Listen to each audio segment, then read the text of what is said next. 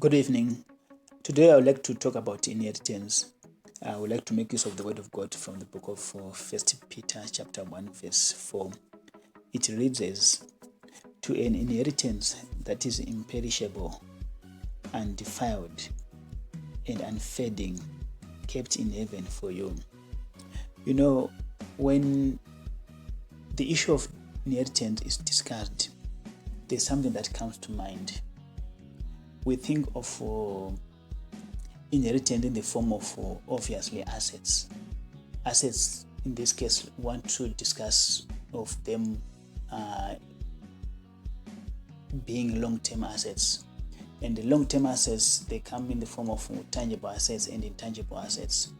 I would like to shed a bit of light.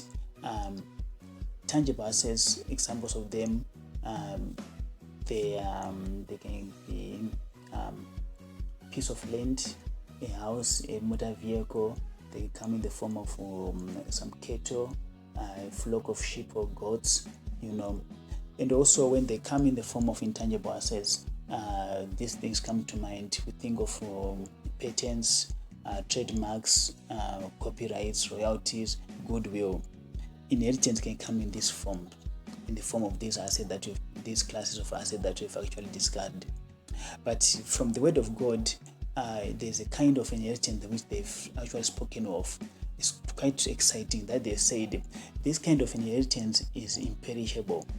With those inheritances that we've discussed, with those kind of assets that we've actually spoken of, it comes a point in time when they really come to fade. It comes a point in time when their value diminishes up until it gets to zero.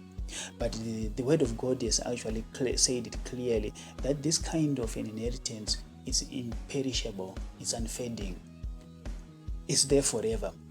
With another version in the word of God describe this kind of an inheritance as priceless, something that you cannot put, something that is precious, it's so much that you can't put a value on it.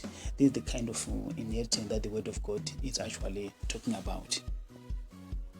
So the word of God says, a good man, from the book of Proverbs chapter 13 verse 22, part A, a good man leaves an inheritance to his children's children. My dear brother, my dear sister, this is the kind of inheritance that I would like to encourage us to leave to other people. When it's talking about leaving, we are not saying we want to be going to, we are saying in this case, the good thing about this kind of inheritance is that it is given to other people, you should not have passed on, but you give it whilst you are there. How do you give it to other people?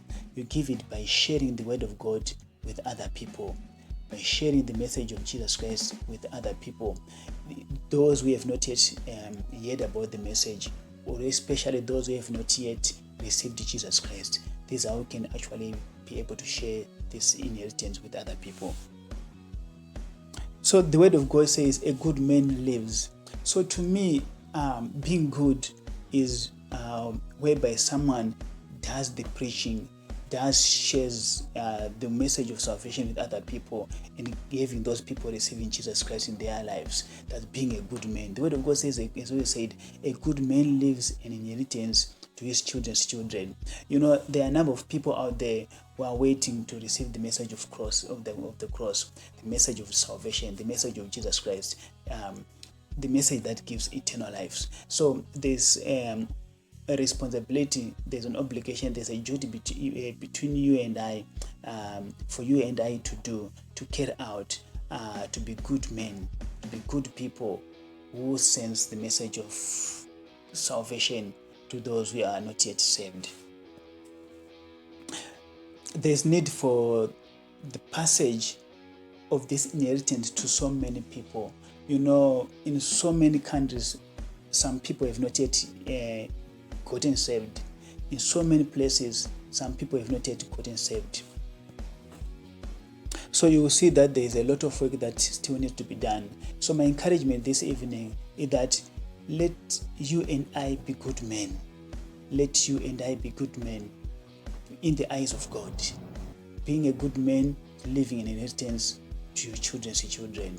There are lots of people who are our children's children who are waiting to receive this message of Jesus Christ. Thank you so much for the time of listening to